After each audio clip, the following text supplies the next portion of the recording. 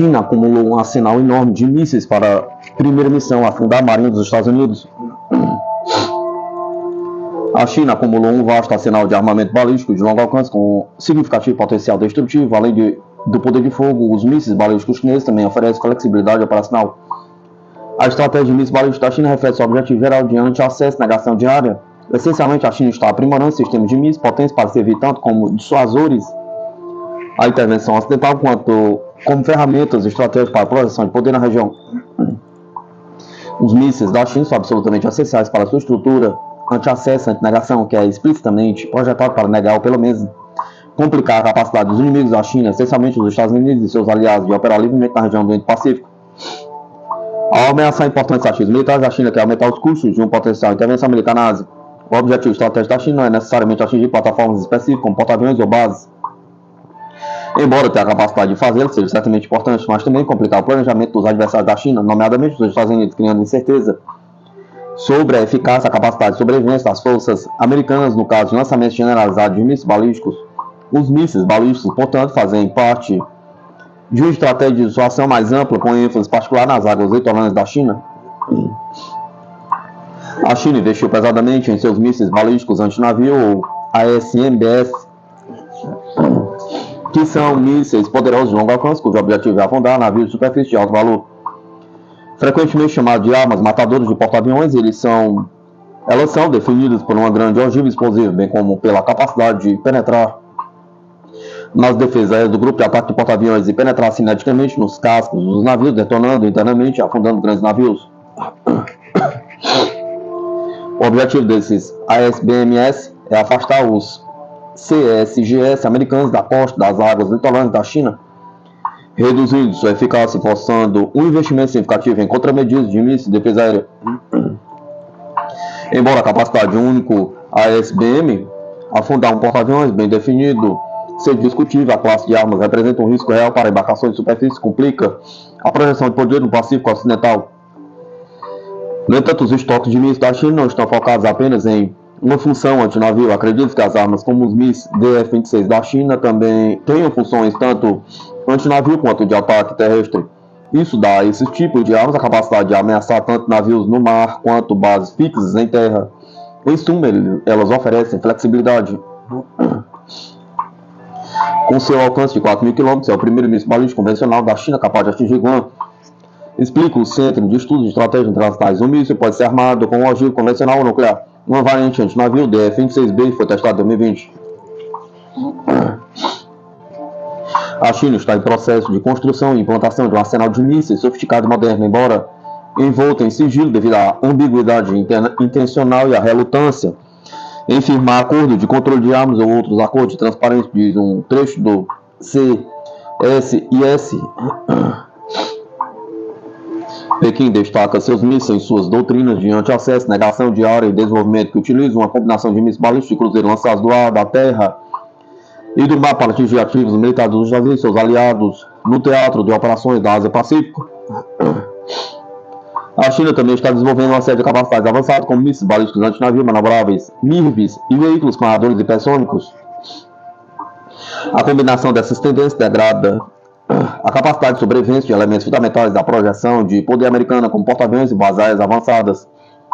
A China também possui um contingente relativamente pequeno, mas em desenvolvimento, de mísseis balísticos intercontinentais nucleares, capazes de atingir o território americano, bem como uma frota crescente de submarinos com mísseis balísticos nucleares. Parte da estratégia da China também pode envolver táticas de saturação, onde vários mísseis são lançados contra um único alvo para sobrecarregar suas defesas. Essa estratégia dá importância ao volume, apostando que mesmo em um único ataque de mísseis não seja suficiente para afundar porta-aviões ou outro grande navio de superfície ou uma base. Vários ataques destruiriam a plataforma-alvo. A estratégia de mísseis balísticos da China na Ásia é centrada na dissuasão e na projeção de poder regional.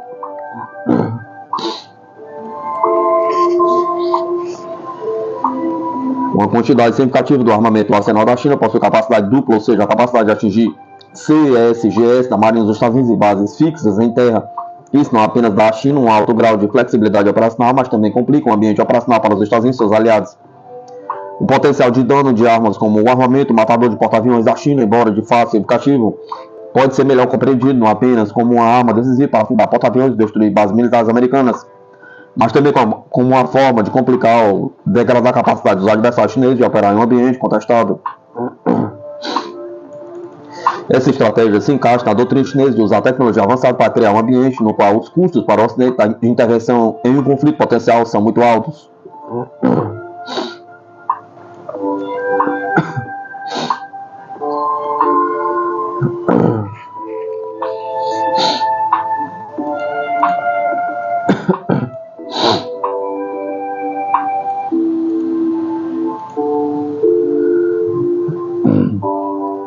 A guerra do mar da China meridional entre os Estados Unidos e China em 2025, quem venceria? Pergunta.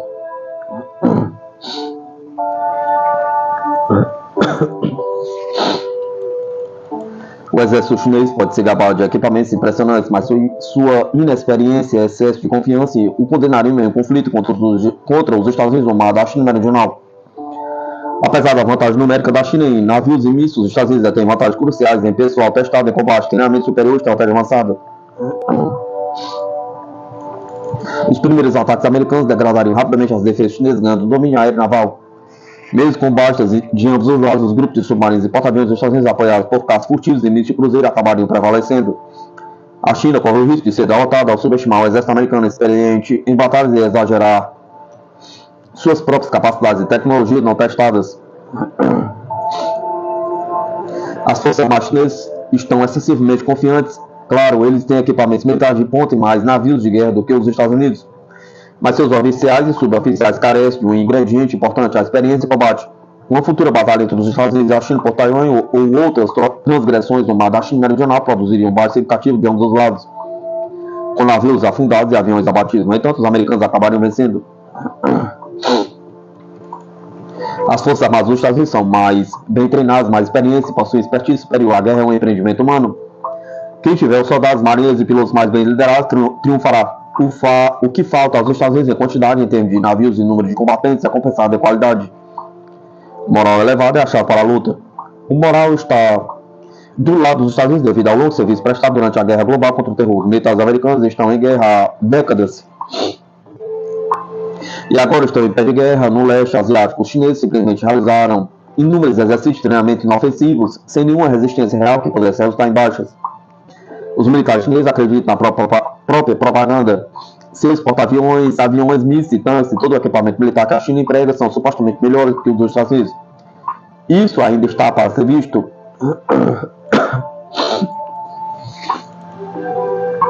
Falei com oficiais da Marinha sobre a capacidade marítima da China ou a falta dela. E essas pessoas estão confiantes que os Estados Unidos iriam apanhar tanto os navios chineses no primeiro e no segundo dia de guerra que a China rapidamente pediria a paz em uma semana. A Força Aérea e a Marinha dos Estados Unidos iniciariam uma campanha de choque e pavor com mísseis de cruzeiro Tomahawk a partir de submarinos para eliminar mísseis anti-navios chineses em terra. Caça e bombardeiros furtivos da Força Aérea perfurariam as defesas aéreas chinesas e destruiriam radares de instalação de comando e controle de mísseis terra. A China então cederia a superioridade aérea aos Estados Unidos.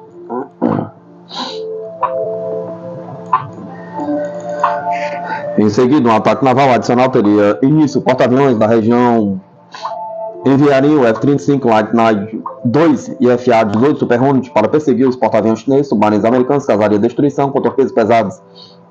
Com seus mísseis antinavio, a China conseguiria atacar, mas os grupos de ataque dos porta-aviões americanos permaneceriam praticamente fora do alcance.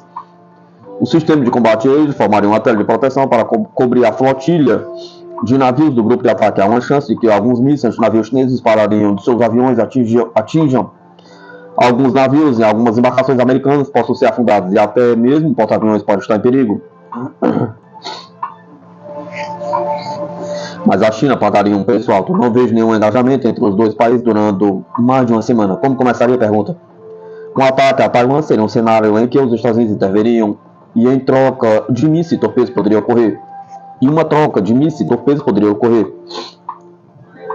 Poderia ocorrer um acidente com uma coalizão aérea de aviões ou a coalizão entre um navio chinês e um americano. Ambos os lados culpariam o outro e uma troca de mísseis poderia começar. Mas será que esses incidentes causariam uma guerra de tiros em larga escala? Pergunta. Isso ainda não está definido. O presidente Donald Trump não articulou sua estratégia para o leste asiático em termos militares, exceto que os americanos serão mais letais. Mas o subsecretário de Defesa para Políticas, Elbridge Colby, está rapidamente elaborando sua estratégia anti-China, que será lançada este ano. Colby sabe exatamente o que fazer e vem se preparando para essa função há anos. Você provavelmente já ouviu falar da estratégia chinesa de anti-acesso e negação de área. Isso supostamente mantém os militares dos Estados Unidos em desvantagem, mas os americanos também podem usar a sua estratégia. Se os chineses bloqueassem e colocassem Taiwan em quarentena, o que é altamente provável, os americanos poderiam tentar a sua própria versão de anti-acesso, negação de área. Isso significaria isolar o Estreito de Malaca entre a Malásia e a Indonésia. Esse é um ponto de estrangulamento que os americanos poderiam bloquear e impedir o trânsito de petróleo para a China. O país não seria capaz de continuar a guerra por muito tempo sem combustível. A China merece crédito pela modernização de suas forças armadas. Elas têm todos os recursos que qualquer nação poderia desejar. Mas estão exagerando. Os americanos estão prontos para qualquer incidente que possa desencadear uma guerra. Seus submarinos e porta-aviões são melhores. Os marinheiros, aviadores, soldados e fuzileiros navais são altamente treinados e mais experientes em combate. A China está, portanto, excessivamente confiante em suas capacidades. Seu equipamento militar não é comprovado em combate. Isso dependerá dos humanos em detrimento da tecnologia. Sim, os mísseis antinavio da China serão importantes. Eles têm 2 caças furtivos que podem usar na luta e seus navios têm números suficientes para causar danos à marinha dos Estados Unidos.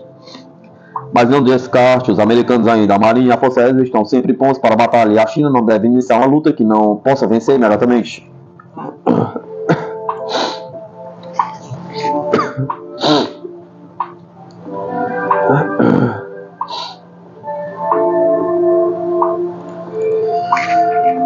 ...70 voos depois, o exército dos Estados Unidos acaba de transportar um batalhão inteiro de mísseis Patriot para fora da Ásia.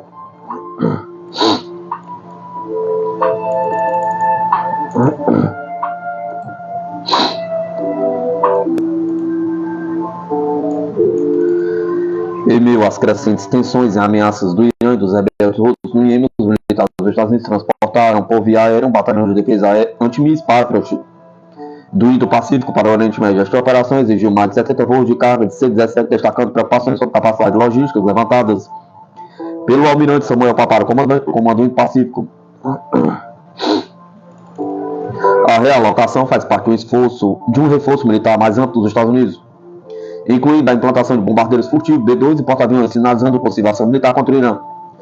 O reposicionamento estratégico do Pentágono ressalta sérias preocupações sobre a segurança do Golfo Pérsico e a mudança de foco militar dos Estados Unidos da Ásia para o Oriente Médio. Aviões de transporte militar de carga dos Estados Unidos realizaram recentemente mais de 70 voos de carga do Pacífico para o Oriente Médio, carregados com equipamentos militares, em conjunto com outras forças americanas que se deslocavam para a região. Essas dezenas de voos foram aparentemente necessários para transportar um batalhão de defesa aérea Patriot do Teatro de Operações do Indo-PACOM para as zonas de conflito cada vez mais voláteis do Golfo Pérsico. A realocação deste sistema de defesa aérea, amplamente utilizado na região do Oriente Médio na guerra de mais de 3 anos na Ucrânia, não foi um evento isolado. Em vez disso, faz parte do movimento abrangente de ativos militares dos Estados Unidos para o Oriente Médio.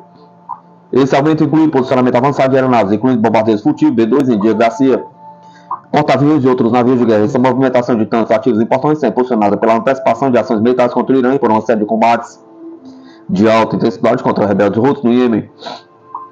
Durante seu depoimento ao Comitê de Serviços Armados do Senado, o comandante do Indo-Pacífico, almirante Samuel Paparo, foi questionado se esse enorme transporte aéreo indicava alguma deficiência séria de capacidade militar em seu teatro de operações.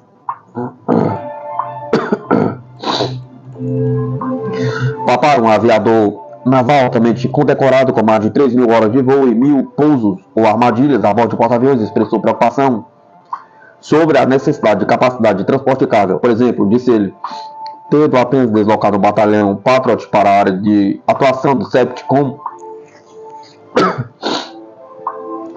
foram necessárias 73 cargas de C-17 para mover esse batalhão. A sigla era referência ao Comando Central dos Estados Unidos, que detém o comando de combate da região do Oriente Médio. Devemos levar em conta nossos requisitos de elevação, disse ele perante o comitê. Uma aeronave de transporte C-17 Globemaster, fabricada pela Boeing, é classificada para até 77.750 kg de carga e tem um peso máximo de decolagem de 260.770 kg. As Forças Armadas dos Estados Unidos têm mais de 200 aeronaves localizadas em bases dos Estados Unidos em países estrangeiros. O Patriot é um sistema de defesa aérea antimísseis que está em serviço em suas primeiras versões desde a década de 1980. Ele tem sido atualizado regularmente para incorporar novos mísseis da Lockheed Martin e é considerado um dos sistemas de defesa aérea de médio alcance mais avançados dos Estados Unidos.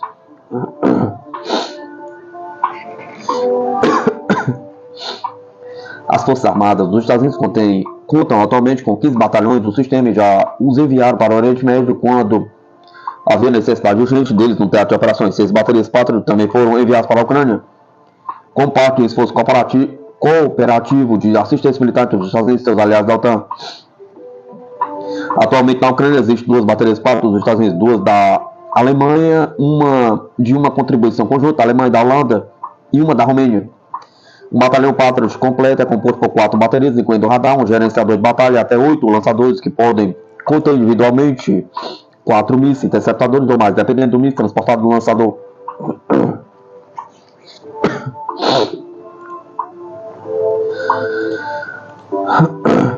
Paparo não forneceu detalhes sobre onde ou para qual país as baterias Patriot transferidas para o teatro de operações de Oriente Médio seriam implantadas, nem de qual país da Ásia elas haviam sido transferidas. No entanto, um dia antes, durante outra audiência do Comitê de Serviços Armados da Câmara, uma sessão de perguntas e respostas entre o deputado Sid Moulton, de Massachusetts, e o general Javier Brunson, comandante das Forças Armadas dos Estados Unidos na Coreia, indicou que as baterias vinham de uma base americana na Coreia do Sul. O secretário de Defesa dos Estados Unidos, Pat Wigford, também enviou mais aeronaves de combate ao Oriente Médio, além de outros meios aéreos que reforçarão ainda mais as nossas capacidades de apoio aéreo defensivo, uma frase interpretada como se referindo também às implantações do Patriot. Enquanto isso, Israel retomou as operações militares contra o Hamas em Gaza, enquanto os Estados Unidos realizam ataques aéreos contra os outros há mais de 3 semanas. Esses ataques visam a capacidade dos rebeldes extremistas e emitas de conduzir os ataques no Mar Vermelho que vem realizando contra a Marinha dos Estados Unidos. Em Washington, o governo Trump vem pressionando o Irã a aceitar um acordo que os obrigaria a abandonar o desenvolvimento de um programa nuclear, bem como o sistema de lançamento de mísseis necessário para lançar tal arma em um país-alvo.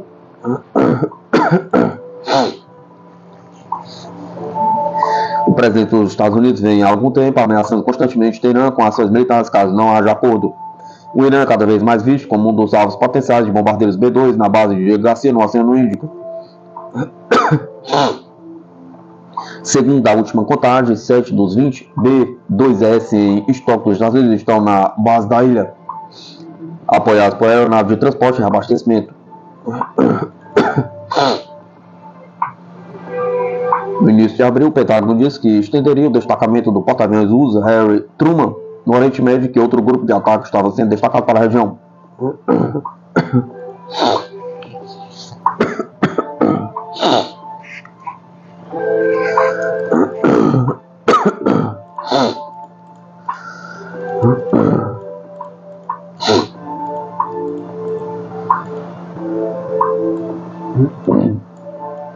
Esqueça o F-47. A China está construindo caças furtivos um após o outro.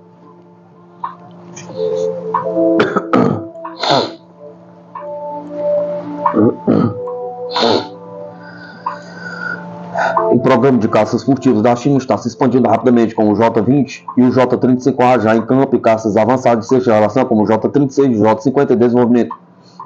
O J-20, conhecido como poderoso dragão, tem capacidade de carga útil substancial e um potencial de ataque robusto, enquanto o ágil J-35A oferece desempenho superior em combate a os próximos jatos de sexta geração, como o J-36 e o J-50, pode contar com controle de drones, armas hipersônicas e recursos de evasão de radar sem precedentes, com 4 projetos de caça furtivos que correspondem aos jatos avançados dos Estados Unidos. Os Estados Unidos os Estados Unidos correm o risco de perder sua vantagem tecnológica.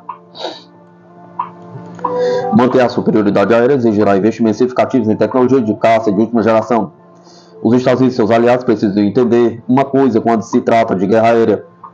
A China continua produzindo cada vez mais caças furtivos, o que nos leva a questionar como os americanos e o Ocidente conseguem acompanhar o ritmo das aeronaves de quinta e sexta geração chinesas. Não decepcionam. Vamos dar uma olhada nos poderosos e avançados caças anti-radar da Força Aérea Chinesa. Chengdu J-20. O Chengdu J-20 é um caça de quinta geração produzido em larga escala. Alguns analistas acreditam que cerca de 195 aeronaves estejam em serviço atualmente, mas outros estimam que até 300 foram construídos. O avião de guerra furtiva é conhecido como Military Dragon. Ele já está em operação há vários anos e seu primeiro voo foi em 2011. O J-20 é um caça de superioridade aérea com grande alcance e uma propensão a atingir excelente capacidade de ataque ao solo. O J-20 possui maior capacidade de munição que o F-35, pode voar com 12.500 kg de munição interna e externa.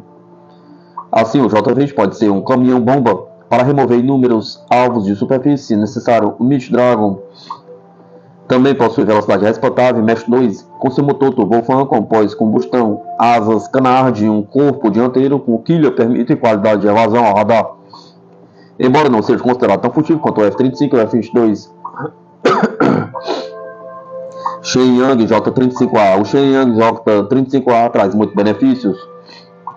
O caça furtivo se parece com um F-22 ou F-35, com forte influência do design americano. Sua velocidade é de Mach 1.8, um pouco mais lenta que a do J-20, mas ainda tão rápida quanto a do F-35. O J-35A tem uma relação impulso-peso e uma taxa de subida impressionantes. É menor que o J-20, mas isso lhe permite ter um teto elevado. Assim como o F-22 é um caça de superioridade aérea, os chineses acreditam que o J-35A é um excelente dogfighter. O J-35A bimotor e monoposto foi revelado no Salão Aeroespacial de Sunway em novembro passado e ainda pode estar em fase de testes e avaliação antes da produção em série completa. Acredita-se que existam 3 protótipos. Como os chineses agora possuem 2 caças furtivos em funcionamento, eles se juntam aos americanos como a única outra nação com um par de aeronaves de combate com capacidade de escapar de radares. O J-35A eventualmente contará com os potentes turbofan WS-19 com pós-combustão. Chengdu J-36 é uma nova adição à frota Stealth. O J-36 foi avistado recentemente em um avião de asa voadora trimotor sem cauda.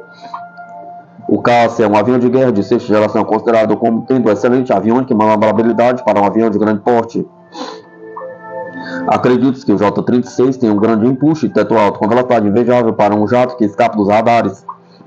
O J-36 possui compartimentos internos para armas e espera-se que seja capaz de transportar uma quantidade significativa de munições. Provavelmente terá capacidade nuclear e poderá servir como uma nave mãe de drones para controlar uma esquadrilha de drones de combate, melhorando suas capacidades de guerra eletrônica, capacidade de avançar para identificar alvos terrestres e auxiliar na avaliação de danos causados por bombas.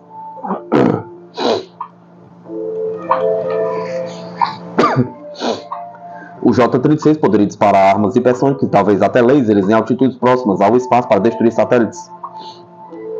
J-50 JXX. Pouco se sabe sobre o J-50 JXX, mas trata-se de um jato bimotor sem cauda. O J-50 é outro modelo de sexta geração para os americanos considerarem. Ele está em desenvolvimento desde 2018 como um esforço para criar um jato de última geração altamente furtivo que possa superar o F-22 e o F-35. O J-50 provavelmente possui sensores e radares avançados. Acredita-se também que seja outro drone capaz de liderar uma esquadrilha de asas leais, como o J-36.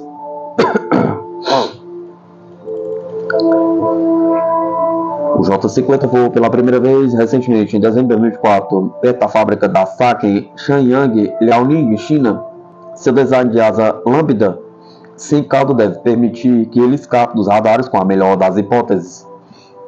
As pontas das asas articuladas e giratórias do avião também lhe conferem grande manobrabilidade e agilidade. O J-20 provavelmente possui motores com bicos de vetorização de impulso para melhor aceleração e teto alto.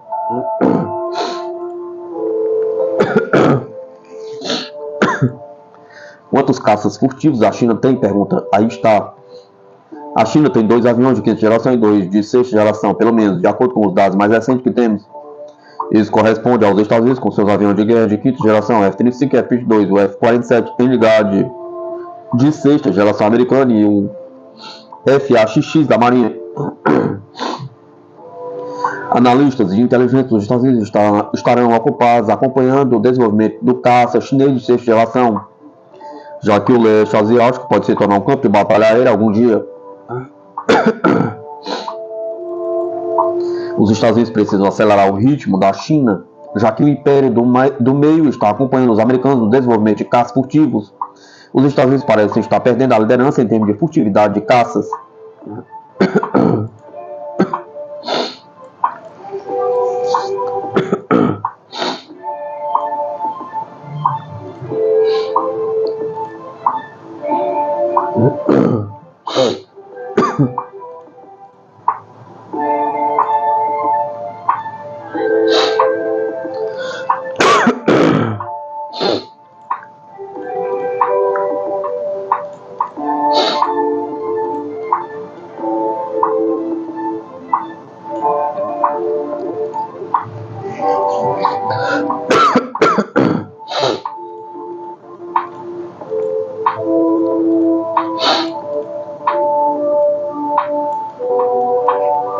Porque a Austrália não deve temer a marinha da China, apesar dos exercícios provocativos.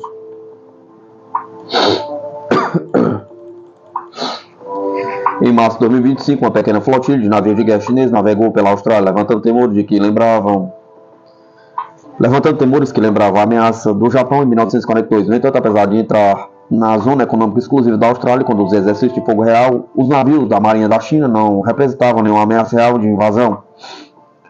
Ao contrário do Japão da Segunda Guerra Mundial, a China busca influência em vez de território, com o objetivo de demonstrar poder e potencialmente ameaçar as rotas comerciais australianas. No entanto, a geografia logística favorece muito a Austrália. Sem bases aéreas locais, a frota de superfície da China teria dificuldades e os submarinos seriam vulneráveis.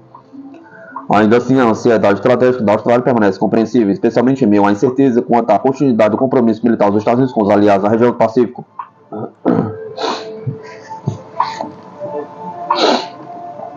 A localização geoestratégica da Austrália é tanto defensiva quanto perigosa. Ser um continente ilha no extremo sul do mundo cria um fosso gigante entre a Austrália e potenciais inimigos. Mas essa vasta extensão de água também significa que a ajuda de aliados está distante. Portanto, Canberra pode ser perdoada por ficar nervosa quando navios de guerra hostis aparecem em sua costa. Em março de 2025, uma força-tarefa chinesa circulou a Austrália. Mais do que isso, entrou na zona econômica exclusiva da Austrália, que se estende por 320 km da costa, e até conduziu exercícios de fogo real que forçaram aeronaves comerciais a desviarem. Isso pareceu evocar memórias viscerais do início de 1942, quando o Império Japonês parecia prestes a invadir a Austrália. A Inglaterra, protetora histórica da Austrália, havia abandonado o Pacífico para concentrar suas forças contra a Alemanha nazista. Com os Estados Unidos ainda se recuperando de Pearl Harbor e as melhores tropas australianas lutando contra Rommel. No norte da África, a Austrália parecia isolada e vulnerável. Essa vulnerabilidade foi ressaltada em fevereiro de 1942, quando um porta-aviões japonês bombardeou o porto de Darwin, no norte da Austrália.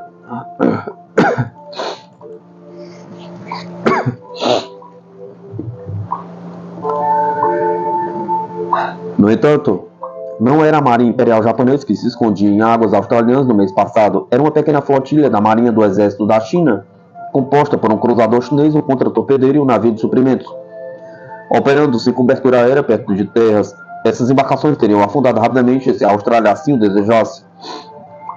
Mas começar uma briga não era o objetivo de Pequim. Provavelmente era mostrar que, embora a Austrália esteja a 8.000 km de distância, a China tem o poder de ameaçar a Austrália, especialmente em seu comércio marítimo. Uma nação vasta e pouco povoada que exporta alimentos, matérias-primas e importa petróleo, a Austrália depende do comércio exterior, que representa 45% do PIB. E a China é o maior parceiro comercial da Austrália. No início de 1942, a Marinha Imperial Japonesa queria invadir a Austrália. O Exército Imperial Japonês hesitou, temendo a falta de tropas suficientes. Mas a China não precisa invadir sua marinha. A Força Aérea e mísseis balísticos poderiam potencialmente interromper o comércio de Canberra, afundando navios ou ameaçando fazer o que desencorajaria os transportadores e aumentaria os preços. O governo chinês apontaria que navios de guerra australianos navegaram pelo Estreito de Taiwan, o que a China considera uma provocação em seu território. No entanto, navios de guerra estrangeiros navegando em águas que a China reivindica como suas não representam ameaça existencial. No entanto, no máximo, sinalizam a rejeição à expansão territorial chinesa, um sinal de que Taiwan receberia apoio de aliados caso a China invadisse o país. A ideia de que Canberra possa ser bloqueada tem implicações terríveis. Na realidade, isso seria uma proposta difícil. Com a maior marinha do mundo, incluindo uma força crescente, submarinos de ataque nuclear e submarinos de diesel elétrico, a China poderia projetar uma força limitada ao redor da Austrália.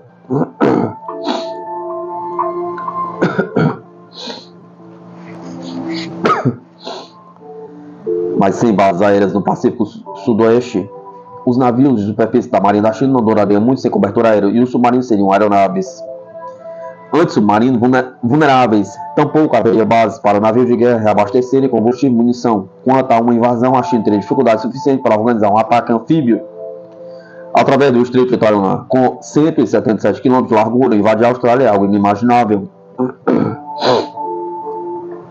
Ainda assim, a Austrália, Nova Zelândia e Estados Unidos estão cautelosos com os novos laços políticos e comerciais da China com países do Pacífico Sul, como Tonga e as Ilhas Salomão. A Austrália já está reforçando suas forças armadas, incluindo a compra de sistemas de defesa antimíssil de fabricação americana.